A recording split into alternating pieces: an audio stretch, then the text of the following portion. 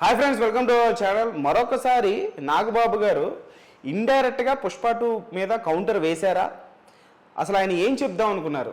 పుష్ప 2 రిలీజ్కి ఇంకా ప్రీమియర్ షోస్కి ఇక కొద్ది గంటలు మాత్రమే మిగిలి ఉంది. మరి నాగబాబు గారు ఈ సమయంలో వేసినటువంటి ఈ ట్వీట్ సోషల్ మీడియాలో ఫుల్ షేక్ అవుతుంది, సోషల్ మీడియాలో ఫుల్ వైరల్ అవుతుంది. నాగబాబు గారు ట్విట్టర్ హ్యాండిల్లో ఆయన పుష్ప 2ని ఇండైరెక్ట్గా ట్వీట్ వేసింది ప్రస్తుతం ట్విట్టర్లో అయితే ఫుల్ వైరల్ అవుతుంది. ఒకసారి ఆయన వేసినటువంటి ట్వీట్ ఇక్కడ మీకు స్క్రీన్ షాట్ కూడా వేస్తాం, ఒకసారి చదివి వినిపిస్తాను.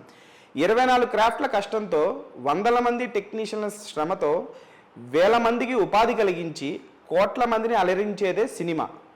ప్రతి సినిమా విజయవంతం అవ్వాలని మనస్ఫూర్తిగా కోరుకుందాం. అందరినీ అలరించే సినిమాలనే ఆదరించాలని ప్రతి మెగా అభిమానిని మరియు ప్రతి సినీ అభిమానిని కోరుకుంటున్నాను అంటూ ఆయన ట్వీట్ వేయడం ప్రస్తుతం కలకలం రేపుతుంది.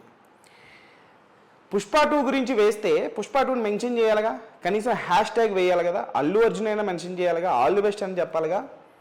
అంటే ఖచ్చితంగా రిఫ్ట్ ఉంది అని చెప్పేసి నాగబాబు గారు వేసినటువంటి ట్వీట్తో అర్థమైపోతుంది చాలా క్లియర్గా.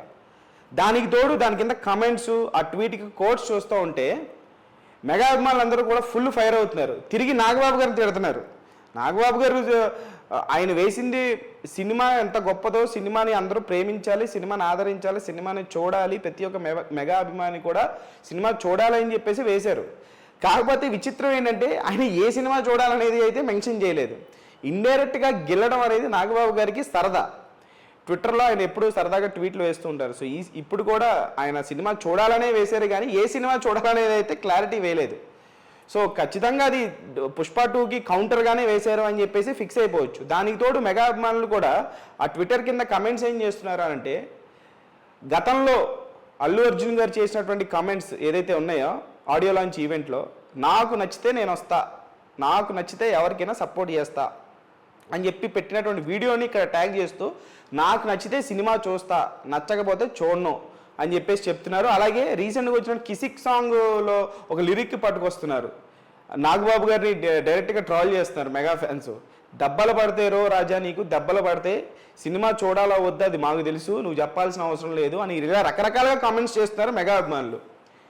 మరొక పక్క ట్వీట్ వేసినటువంటి నాగబాబు గారు ఆ ట్వీట్లో మాత్రం పాజిటివిటీ కనిపిస్తుంది, కానీ నెగిటివిటీ అయితే కనిపించట్లేదు.